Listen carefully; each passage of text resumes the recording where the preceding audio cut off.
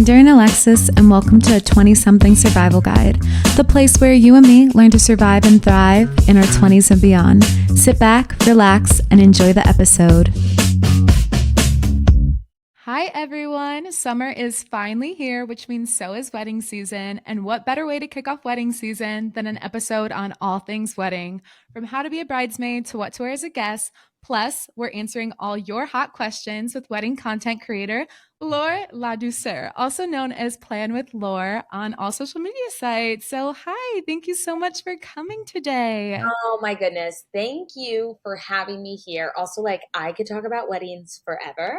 From attending to going to the weird things that happens in the middle process and everything in between. So I'm just pumped to join you here today. How many weddings would you say you think you've been to, just like overall, as a guest, as a creator, as a bridesmaid? My gosh, at least 100. My goodness. I think, yeah, I feel like I've seen weddings from all perspectives. I got married in my 20s as well. And so, you see it from the process of like friends going through it, our own process of getting married, and then now working in the weddings, and weddings are just their own beast. No, absolutely. And before we even hop into anything, I really just wanted to say how much I admire you for advocating for the wedding industry for more diverse, inclusive, and accessible weddings. I think that that's something that's so important. And that's something I'm also trying to do with this podcast for 20 somethings. So I just really, really admire that about you as a creator. No, I appreciate it. I think that the wedding industry hasn't been disrupted in a really long time. And I think that more disruption, while it might make some people feel a little uncomfortable at the start of it, allows us to have more inclusive weddings. And I also think that there's no perfect wedding, there's no perfect way to have a wedding, no even two weddings that are the same. So in that, whether you have 100 people or 10 people at your wedding, I hope that there are tips and tricks that, whether it's from me or from somebody else, that you feel that you can see yourself represented. And I think that at the end of the day, that's what's most important. And I know the listeners are going to get all the tips from you today. But before that, can you talk a little bit more about yourself, both the life behind Plan with Laur, as well as how you got into wedding content creation? Yeah. Oh my goodness. Okay. So how much time do you have? I feel like I say that all the I time. know. Well, I'll also push everyone to your YouTube channel because I know you do a really great job about explaining who you are and everything about the industry. So everyone check her out there. So you can just give us a little snippet and they can check you out online as No, well. totally. Well, I think kind of going to the theme with your podcast, which is like 20 somethings, figuring it out, understanding it all. I think the best way to explain this is to explain graduating from college. And so I in college was like your type A bestie. I like had my planner out. I was like in the clubs, the sorority, the this and the that. I'm running around. I'm like walking around and everyone's like corporate baddie. And like I could get a corporate baddie job. And so I immediately went into that. And I have the world's best parents. They are literally my best friends. They were like, we don't even care if what you do after school, as long as like that you graduate and that you're happy. And so I say all of this because I felt like I went to college and I found my husband and I went and got a corporate body job and I moved from my hometown to a big city. And I remember one day just sitting there and being like, is this what life is? Like I did all of the steps It's that literally me people right told. now. Yeah, I did every single step that people told me, like, oh, you're going to have a happy life if you do this. But like, then I was crying myself to sleep every night, you know? Yeah, Um, definitely in that right now. So yeah, okay. So we've all been there. Love that. for sure. And I just remember, I had this corporate job that I loved and I felt so happy with it. But I kept just being like, I need to do something else. I need to do something different. I don't feel creative. I'm hitting these like work milestones. And so like, Yeah. again, everything is telling me that it's supposed to be so good and so great, but I don't feel that.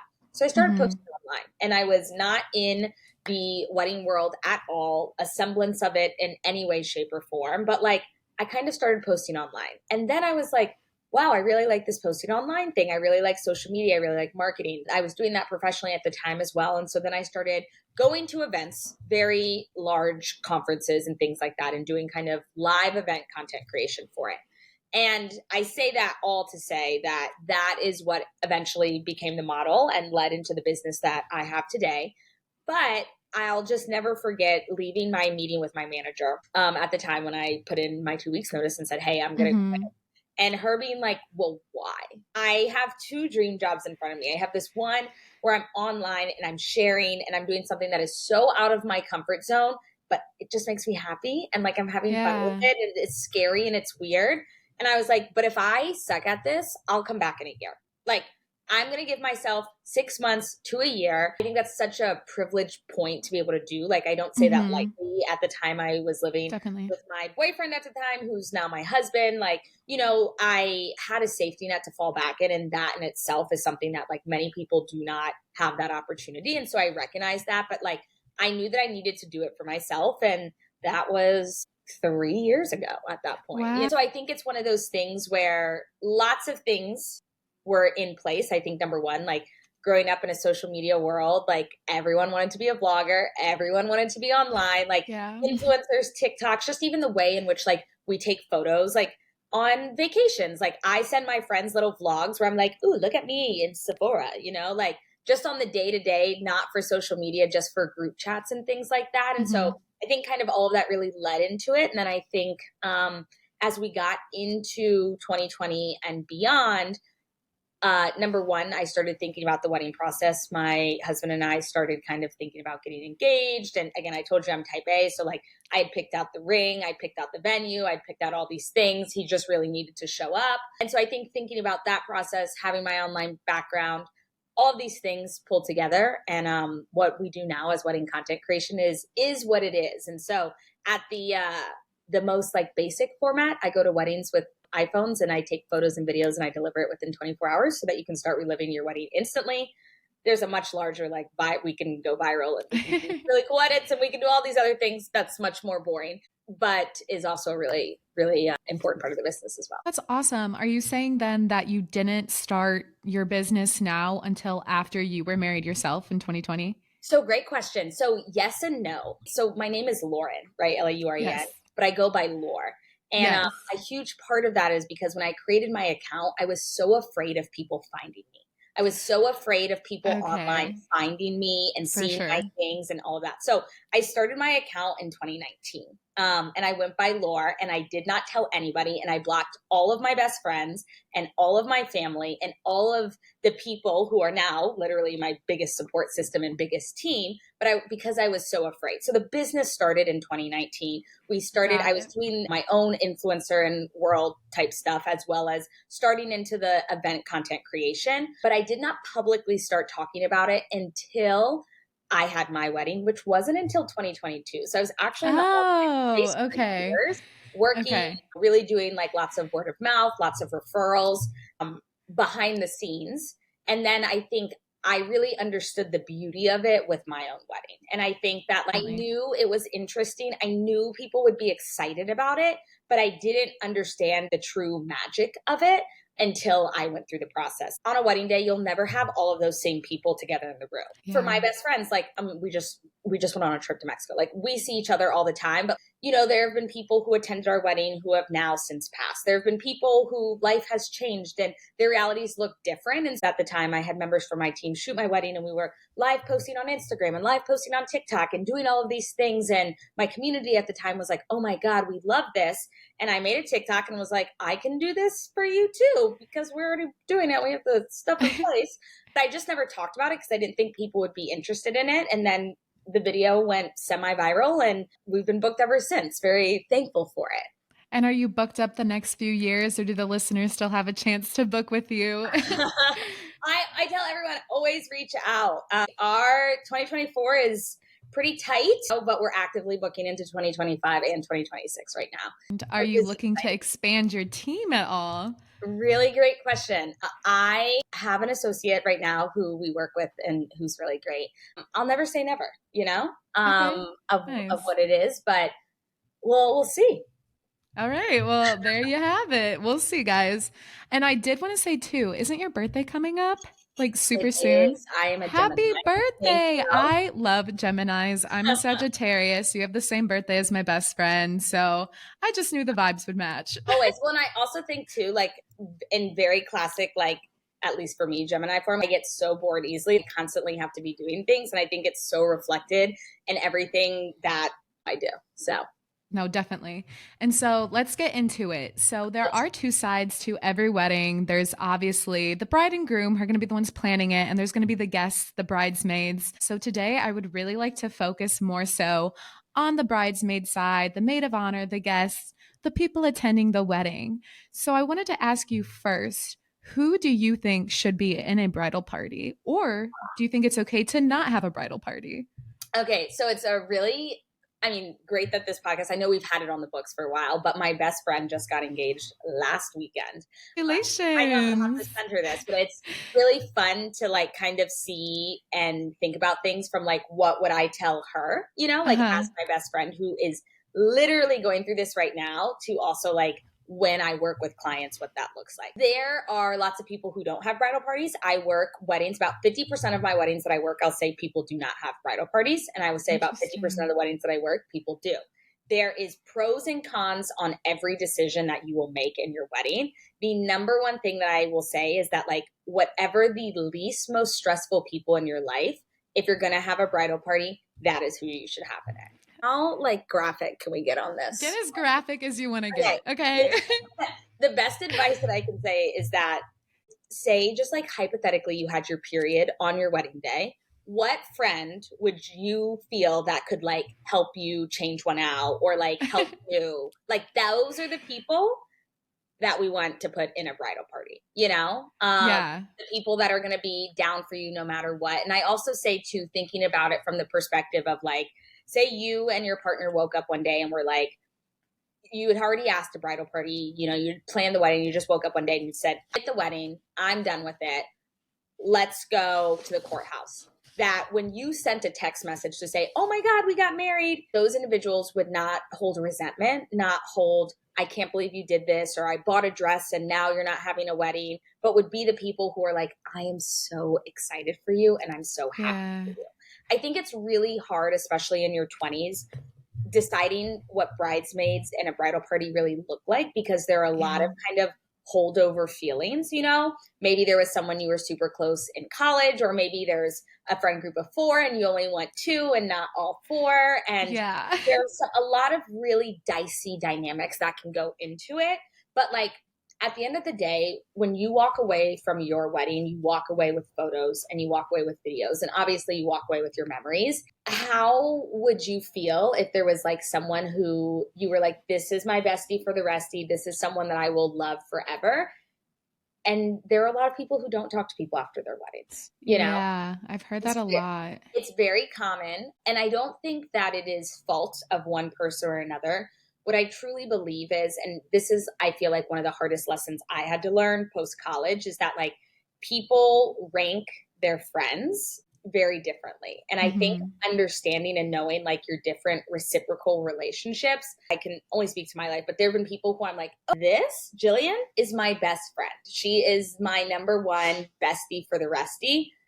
But like, would Jillian say that about me? Now she will, because she's the one who I just helped plan her surprise engagement for. So like, I'm not worried about it. But I think that's a really good kind of example of sometimes how people see friendships and see reciprocal friendships. And I think that weddings are a huge investment of time and energy and money. And a lot of times friends haven't had those conversations before. And so Hmm. there can just become a lot of feelings, resentment, etc., and how that plays out. Absolutely. And so I feel like you kind of already answered this listener question, but I'm just going to ask it to see if there's anything else you want to add to it. So this listener submitted and said, I have so many friends, but I also have three sisters. I don't know who to have in my bridal party because I don't want to hurt anyone's feelings. What should I do? Okay, if this was my best friend, what I'm saying is make your three sisters bridesmaids, or make them all co-maids of honor. Like, those Mm. are the important people to you. Those are the people who you love so much. And then something that's become a really huge trend and something that I really love is called a something blue crew. Yes. So Oh my gosh. take I was going to bring that up. yeah. So take all of your friends, like, and I have worked something blue crews that people have been 4 people, people have had 20 Yes. people. So like, if you have girly pops who like you love and they're so fun and you want them to go to the bachelorette and you want them to go to the bridal shower, but like being a bridesmaid is a role and responsibility in the For sense sure. that you have to help the bride or the groom or the person get ready and you have to be there and you have to sometimes like wipe snot from their face, or like I have literally watched bridesmaids take out their hair so that they can take a bobby pin and stick it in the bride's hair.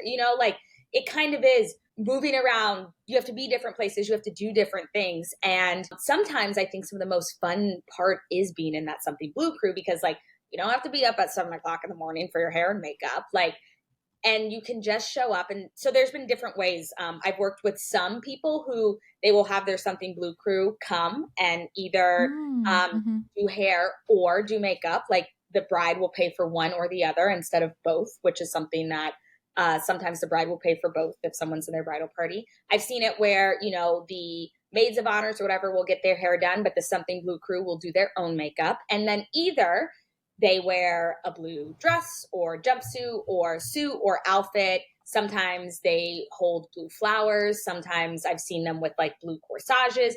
Even some fun things, like it was like an all black wedding that we did, but all the Something Blue crew had blue shoes on. So Oh, there's some fun. really, I think, fun ways to be able to include people. There is a bride that we worked with who she had like her sisters and then her best friends as bridesmaids, but then all her camp best friends, like there was like 4 or 5 of them that she went to camp with and all throughout her life. And so that's her Something Blue. No, Um, such a good idea, such a good tip. I personally think I'm going to use that one for my wedding because, like you were mentioning, I have like, my at home besties, my totally. college besties. I've lived in 3 states now, so I've made so many friends along the way. But I have 2 sisters, Yes, so it can be a lot up there. And you were exactly. talking a little bit about how sometimes it's better to be in that crew because there are so many roles and responsibilities of being a bridesmaid. So, can you talk a little bit through what the primary roles are of being a bridesmaid? Yeah. So I think it's okay. So it's going to really depend person to person. And that's probably Okay. the most annoying thing about me is like, I'm always like, yes and no, and pros and cons. So what I always recommend, and I think is the most important thing, is that when you get engaged, you are like the most excited person in the world. And you're like, oh my God, love, can't wait. You immediately call your friends and you're like, be at my wedding. Okay. Before we get to that step, I think that we should take a quick pause, and in that pause, I think it's really important for the couple getting married to sit down and to outline what they want their roles and responsibilities for the people who are involved in their wedding. Mm. I think it's really, really, really important because I think this helps set those boundaries. This helps sets those expectations. And I get it. Like I am someone who is not conflict averse. Like my best friend who just got engaged, she doesn't love conflict. And so like Yeah. when I tell her this, she goes, but this is actually my worst nightmare. Like, why would I do this? But I think that it just helps out. Now, I'm not saying that you need to know exactly what your themes are going to be and what everything is going to look like or play out because you did just get engaged. But I do Hmm. always recommend holding off asking your bridal party until you've locked in a venue, until you've locked in a date, and until you've just started to think about what do you want them to pay for versus what do you want to pay for. And I think we think as big as things like whose responsibility is it for the dress or for the suit? Do you plan on covering accommodations if they have to fly into your wedding or not? Do you expect to have a bridal shower? Do you expect to have a bachelorette? Do you expect your friends to be a part of that? And ongoing wedding dress shopping, do you want people to come with you to that process? Then getting into, are you going to cover hair? Are you going to cover makeup? Are you going to require certain shoes? Or is that something you'll buy or is that something you'll gift? Do you plan on doing bridesmaids gifts? Like, is that something that you want to do, or do you expect people to come in their own pajamas morning up? And I know that this seems very like, oh my God, that's so stressful to think about. But like, I don't know, I'm a paper and pen person. So like, I like to just like jot these things down. Yeah. But I think it's just really important that whenever you're reaching out to someone for them to be in that bridal party, as you're thinking through what's important to you, and you might not know, I grew up in the South. And so like bridal showers are typically something that like moms throw. And so like Yeah. maybe Hmm. that's not going to be something for you. If you have a bachelorette party, do you plan to pay an equal portion of that, or do you expect the bridal party to pay for that? So again, there's no 100% it has to be one way, 100% it has to be another way. So I think really just like thinking through some of those key details are really important so that when you ask someone to be in your wedding, you can say like, hey, you're my best friend. this is what I would expect from you or want from you in this process.